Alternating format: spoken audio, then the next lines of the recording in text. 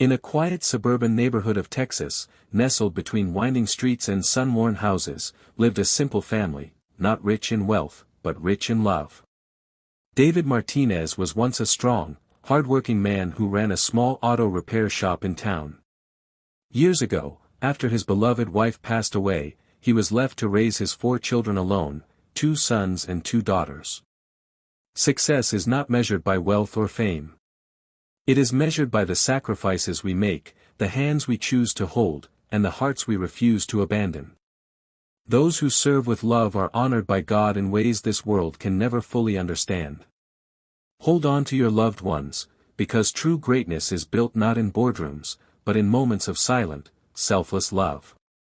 His oldest son, Jacob, was just 20 when he abandoned his college dreams and started working double shifts, waiting tables during the day and lifting heavy loads in a warehouse at night, just to keep food on the table.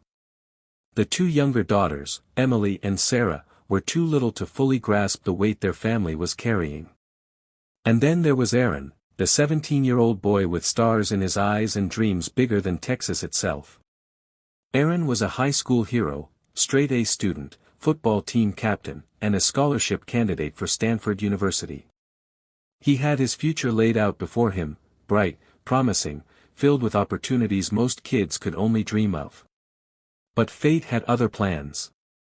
One evening, David collapsed at work. After a whirlwind of hospital visits and heartbreaking tests, the doctors delivered the news. David was suffering from a degenerative neuromuscular disease. His muscles were giving up on him. His body was slowly becoming a prison. There was no cure, only comfort care. That night, Aaron made a choice. A choice most 17-year-olds could never even imagine. He gave up Stanford. He gave up prom, football games, and graduation ceremonies. He gave up the golden path to the American dream. Instead, he chose to stay, right there in their small, worn-down home, to serve his father. Every morning, Aaron woke up before sunrise. He cooked breakfast. He bathed his father, massaged his stiff arms and legs, helped him sit in the sun, read him the daily news, and held his hand through every ache and every tear. For 15 years. 15 long years. While his friends went off to universities, built careers, traveled the world, and started families. Aaron remained rooted in the same house, in the same humble room. Watching his father's once strong frame wither away. Watching the man who once lifted him onto his shoulders now needing to be lifted himself. Relatives suggested he hire a nurse. Neighbors whispered that he was wasting his life. Some even encouraged him to place David in a care facility. But Aaron always answered the same way. The man who carried me through life when I was helpless, how can I abandon him when he needs me the most? And so, day by day, Aaron served. He missed weddings, birthdays, vacations, career opportunities. He missed 1,000 things young men dream of. But he never missed a single day holding his father's hand. Then, one cold November morning, David quietly passed away in Aaron's arms. Aaron sat for hours on the floor, clutching his father's hand, not just mourning the loss, but grieving the sudden emptiness of a life that, for 15 years, had been centered entirely around service, sacrifice, and love. But the story doesn't end there. Just days after the funeral, a man named Mr. Henderson came to visit Aaron.